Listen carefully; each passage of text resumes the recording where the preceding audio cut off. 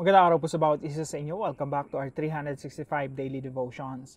Now, ngayong araw po ay gusto kong batiin yung isa sa malapit na tao sa akin, si Pastor Paul. Hello po sa inyo.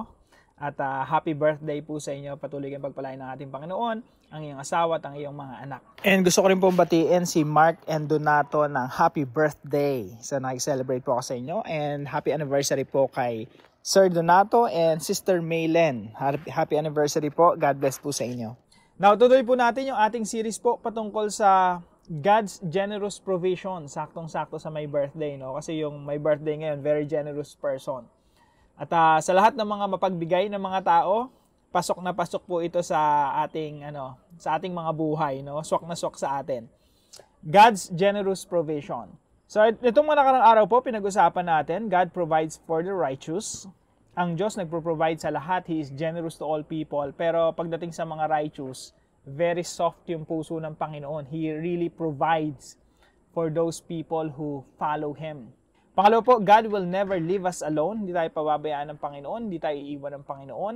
Kaya siya yung ating Ama na nasa langit na kahit anong pinagdadaanan natin, pwede nating pagtiwalaan na kailanman hindi tayo i-abandona at pababayaan na lang sa ating mga sarili. Number 3, God gives us all things in Christ. Kung ang ating Panginoong Jesucristo na ibigay na sa atin, ano pang hindi kayang ibigay sa atin ng Diyos? Number 4, God is generous to those who seek Him. Kapag ikaw ay naghanap, lumapit sa Panginoon, kailanman hindi ka mapapahiya sapagkat ang ating Diyos ay palaging sumasagot sa mga taong humahanap sa Kanya. And number 5 po, God provides everything for the sheep.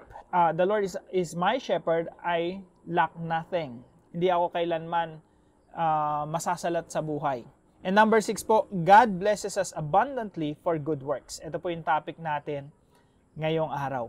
Pinagpapala ng Diyos tayo at yung pagpapala ng Diyos, dapat magdulot ito ng mabubuting gawa na nagbibigay kaluguran sa ating Panginoon. Sabi po rito sa 2 Corinthians chapter 9 verse 8, sabi po ni Apostol Pablo sa mga taga-Korinto, during this time merong malawakang tagutom at yung mga Kristiyano sa Jerusalem, sila yung talagang dumaranas ng paghihirap. On top of that, pinapersecute pa sila, inuusig pa sila.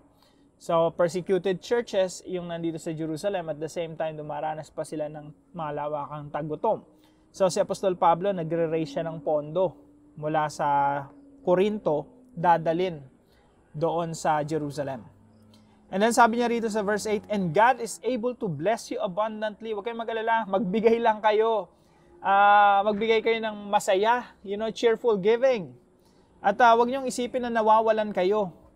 Because God is able to bless you abundantly, so that in all things at all times, having all that you need, you will abound in every good work. So sa Tagalog po, at kaya ng Diyos na pasaganain ang lahat ng biyaya sa inyo upang sa pagkakaroon ninyo ng sapat sa lahat ng bagay ay palagi kayong sumagana sa bawat mabuting gawa. So pagpapalain kayo ng Panginoon para mas lalo pa kayong makapagbigay, para mas lalo pa kayong makatulong, lalo-lalo na sa mga mananampalataya sa Jerusalem. So ito po yung pinakauna nating teaching ngayong araw. The purpose of blessings is good works. Mga kapatid, ang layunin, ang purpose ng pagpapala ng Diyos ay upang mas maging mabait tayo sa kapwa. Upang mas makatulong tayo sa kapwa. Lahat ng meron tayo na ibinibigay sa atin ng Diyos, lahat yan ay pagpapala upang maging pagpapala tayo sa iba. Hindi po nagbe-bless ang Lord ng pang sa atin lang. Pag pinagpala ka ng Panginoon, you're able to bless others. Kaya po ang sabi rito, and God is able to bless you abundantly, so that in all things at all times, having all that you need, meron ka ng kasapatan sa lahat ng iyong pangailangan, ay palagi kayong sumagana sa bawat mabuting gawa. So, the more ka pinagpapala ng Diyos, hindi ka nagkukulang, mas lalo kang naging pagpapala sa iba. The purpose of blessings is good works. Mga kapatid, pinagpala ka ba ng Diyos ngayon? Be a blessing to other people. Ikaw ba ay bless ng Diyos sa trabaho, may promotion, bless yung negosyo mo, bless yung membro ng pamilya mo, bless yung working members of the family, bless yung parents mo, o bless yung anak mo. Ang purpose po niyan, mga kapatid, ng blessings ng Panginoon ay upang managana ang ating mabubuting gawa at in the end, mapapurihan ang ating Diyos. Sumagana ang ating mabuting gawa at lalong maitaas ang pangalan ng ating Diyos. So, number 2 po, blessings increase to increase good works. Kapag lalong sumasagana ang ating buhay, lalo tayong pinagpapala ng Diyos, yung good works natin, nag-i-increase din, sumasagana din.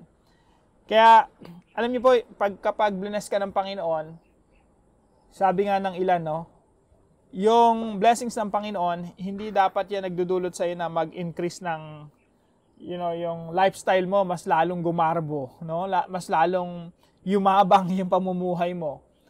Hindi ganun eh. Hindi mag-increase ng lifestyle, kundi mag-increase ng mabubuting gawa, mag-increase ng generosity, mag-increase pagdating sa pagbibigay. So, the more we are being blessed, the more our good works increase. Mas lalong nananagana yung ating mabubuting gawa. Napakaganda po itong verse na ito. Simulan po natin sa verse 6. Sabi dito, whoever sows sparingly will also reap sparingly. Pag kakaunti yung itinanim mo, kakaunti yung ibinigay mo, kakaunti rin yung iyong tatanggapin. Kakaunti rin yung pagpapala na makakamtan mo mula sa Diyos. Sabi dito, and whoever sows generously will also reap generously. Pag sagana naman ng iyong pagtulong sa kapwa ang iyong pagbibigay, sagana rin yung iyong aanihin mula sa Diyos. Each of you should give what you have decided in your heart to give, not reluctantly or under compulsion, for God loves a cheerful giver. Yung Diyos natin, gustong-gusto niya yung mga taong nagbibigay dahil masaya silang nagbibigay. Na kung ikaw magbibigay ka, tapos hindi ka naman masaya sa ginagawa mo, huwag ka na lang magbigay kasi hindi rin gusto ng Diyos yung ginagawa mo.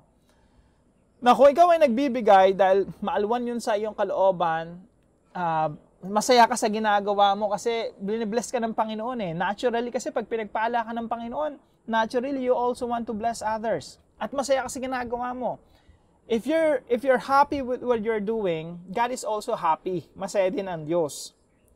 So, kung malungkot ka at napipilitan lang, huwag ka na lang magbigay. Verse 8.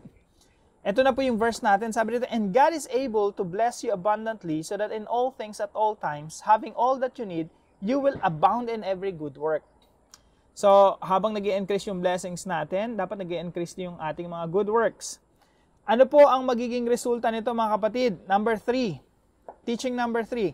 The result of generosity is God's glory. Ang resulta po ng pagiging mapagbigay ay hindi parang maitaas yung ating mga sarili, kundi maitaas ang pangalan ng Diyos. Tandaan po natin yan.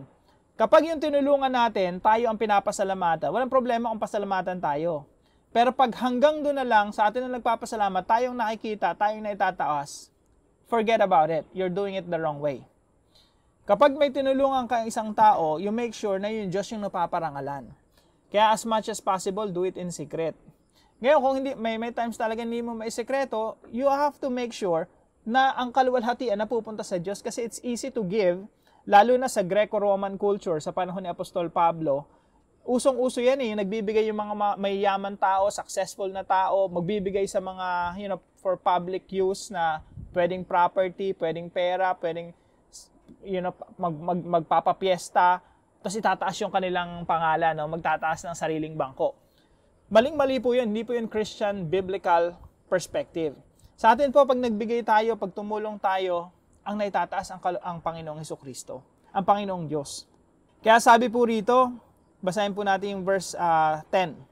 Now he who supplies seed to the sower and bread for food will also supply and increase your store of seed and will enlarge the harvest of your righteousness. Papasaganahin ka pa ng Panginoon para sumagana ang iyong mabubuting gawa. You will be enriched in every way so that you can be generous on every occasion. Papayamanin, papaunlarin ka pa ng Panginoon para mas lalo kang makatulong sa kapwa mo, mas lalo kang makapagbigay sa kapwa mo. Paunlarin ka ng Diyos for the purpose of increasing your good works. At para saan? Para ba sa kaluwalhatian natin? Para ba maitaas ang pangalan natin? Ang sinasabi po ng verse na ito, sabi dito, and through us, your generosity will result. Ang resulta ng generosity, ito po, in thanksgiving to God. Para yung mga tao na tumatanggap, magpasalamat sa Diyos, hindi sa atin. Itaas ang pangalan ng Diyos at hindi ang ating mga pangalan. So the result of generosity is God's glory, kaluwalhatian ng Diyos. So wag kailanman gamitin natin ang ating mga kayamanan para itaas ang ating mga sarili-sarip. Gamitin natin ang ating pagmamayari, ang ating possession to glorify our Lord. Now, isabuhay po natin ito mga kapatid. Number 1, treat your resources as tools for good works. Mga kapatid, lahat po ng resources na meron tayo, pera natin sa bangko, savings, sinisweldo natin, resources natin, yung property natin, bahay, lupa, or sasakyan, kung ano mang meron tayo, lahat yon tratuhin natin yon na mga tools. Pag sinabing tools, ginagamit, may parang ano lang yan, martilyo, lagare, no, tools yon. May purpose, may patutunguhan. Ano yung purpose ng lahat ng meron tayo? Good works. Treat your resources as tools for good works. So tingnan mo na yung lahat ng meron ka bilang kasangkapan upang makagawa tayo ng mabuti sa ating kapwa. So yun po, no? Hindi lang yan para sa atin. Pag bless tayo ng Panginoon, hindi lang pang sa atin. Hindi lang saktong pang sayo lang yung blessing ng Panginoon. Pag bless ka ng Panginoon, para yan sa maraming tao sa paligid mo. Tools yan to increase your good works.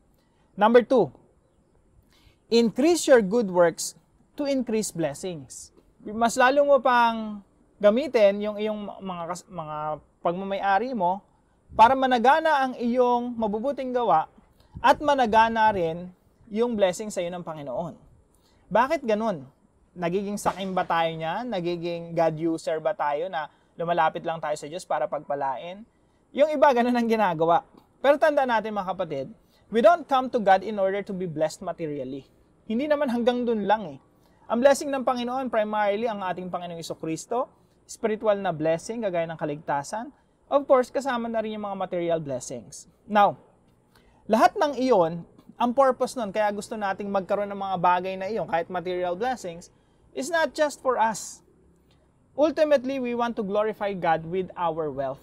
So, point number 3, give generously for the glory of God. Kaya hinihingi natin sa Panginoon na paunlarin tayo sa ating mga buhay. Mga kapatid, huwag kayong mangarap na yung pangarap mo, makakain lang 3 beses sa isang araw. Huwag kang mangarap na makapagpatayo ka lang ng bahay mo, that's it. Huwag kang mangarap na simple lang makapagnegosyo tapos mabuhay lang dito sa mundo. No. Mangarap ka ng pinakamataas. Dream your highest potential. Hindi masamang mangarap. Actually, tayong mga Kristiyano, tayo nga dapat yung nangangarap ng mataas. Tayo nangangarap ng marami. Tayo nangangarap ng malawak. Bakit po? Kasi yung pangarap natin, ultimately, is for the glory of God. Mas madaling tumulong pag meron ka. Mas madaling tulungan nyo. Kasi pag pangarap mo, pang sarili mo lang, sapat lang yun eh. Parang, Lord, makakain lang 3 beses ang araw. Ano yun? Yung pangarap mo, sakto lang, pang sayo lang. Hindi po ganun ang Kristiyano. Ang pangarap natin, yung, Lord, i-bless niyo po ako in such a way na yung blessing ko para rin sa ibang tao. So, hindi lang makakain 3 beses ang araw. Masyadong maliit yung pangarap na yan. Gusto natin pagpalain tayo ng Panginoon ng mas malaking pagpapala upang mas managana pa yung ating mabubuting gawa at upang mas maging pagpapala tayo sa iba. So, dream big. Hindi mo masamang mangarap ng malaki, mangarap ng mataas at ng malawak. Kasi ba, pag pinapangarap natin yung mga malalaking bagay, hindi naman po natin pinapangarap yan para sa ating mga sarili. Dapat, no? Nangangarap tayo ng mga malalaking bagay for the glory of God. So, give generously for the glory of God. Pag mas marami ka rin kayang itulong sa iba, o mas marami ka rin mabubuting gawa na pwedeng gawin sa iyong kapwa. Ultimately, for the glory of God. So, give generously for the glory of God. Pag pinagpala ka ng Panginoon, tandaan mo, tools yung ating kaperahan. Tools yung property natin. Tools yung possession natin. Lahat ng yung ginagamit natin para sa kapurihan ng ating Diyos. Again, sabi po ng verse natin, and through us, your generosity will result in thanksgiving to God. Gusto natin yung mga taong natulungan natin magpasalamat sa Diyos. Hindi sa atin, sa Diyos. Purihin, hindi tayo, kundi purihin ang Diyos. So, para po sa ating discussion, why does God bless generous people? So, isama po natin ito sa ating mga discussion. No? I hope meron po kayong kadiskusyon. Now, para po sa ating panalangin, kausapin po natin si Lord. Sabihin natin sa Kanya, Heavenly Father, thank you for every blessing you've given me. Teach me to see my resources as tools to do good works for others. Help me be faithful in using what I have to reflect your love. Lord, I desire to give generously, not for recognition, but so that you are glorified in all things. Show me opportunities to serve and bless others. And let my actions lead people to praise you. Increase my heart for generosity and my trust in your provision. May my life always point others to your goodness and grace. In Jesus' name I pray. Amen and amen. Maraming salamat po sa katuwang natin sa devotion natin ngayon, si Brother Edwin. Maraming salamat sa iyo, kapatid. At kung kayo po ay natutunan sa devotion natin na ito, ipalam nyo lang po sa comment section right below this video. And please don't forget to share this devotion to your family and friends. Maraming salamat po sa inyo. Pagpalain po kayo ng ating Panginoon. See you po tomorrow, 5 a.m. dito sa ating daily devotion.